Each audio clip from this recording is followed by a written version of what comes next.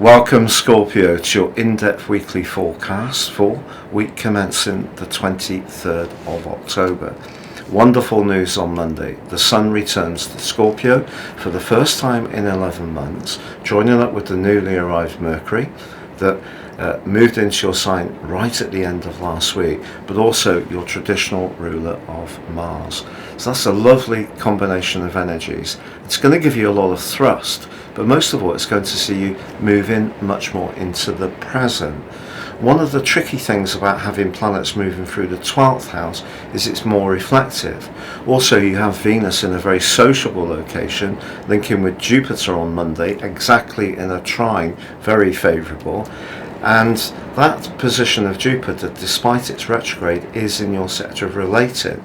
So whether it's friendships, someone you're interested in romantically, or just the things you want to achieve yourself on a personal basis, just going to develop a much greater sense of conviction this week.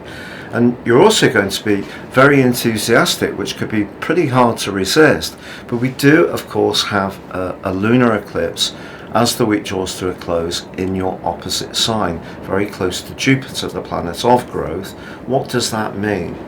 I think it's an interesting lunar eclipse. I feel you're being encouraged to move into expressing the things that are really important to you as an individual.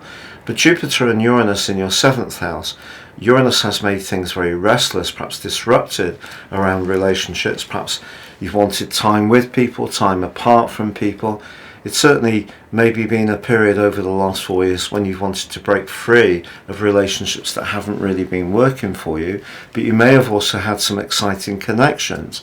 Jupiter is generally a very much more positive influence in Taurus because Uranus is in its fall there, so it's not the best location. Jupiter is slowed down by the steadiness of Taurus, and of course it is in the retrograde. So what I would say is that this lunar eclipse does give you an opportunity to really express the things that are important to you as an individual, but it's also saying that you need to bring people with you, and that comes down to communicational skills. And if there is a part of you that feels that, well, why do I need to tell people what I'm doing, which, you would perhaps have a point, actually from their viewpoint they may really appreciate if they feel included. So it's perhaps down to the use of language as much as where you're coming from.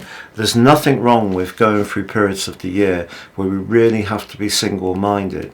Nothing would ever be achieved if someone didn't take an initial risk and set out on a journey. So you're setting out on a new journey for yourself, or you're revitalizing strands that are really important to you, and I just feel that you will do better and things will be more supportive to you if you can bring people with you. But you may choose to say, this is what I'm going to do, and it's up to you whether you want to do it. That's your choice. If you don't want to support me on me, tough luck. So you could take that route, but if you can be more inclusive, I feel you will marshal the energy of this particular eclipse much more successfully over the next 6 months.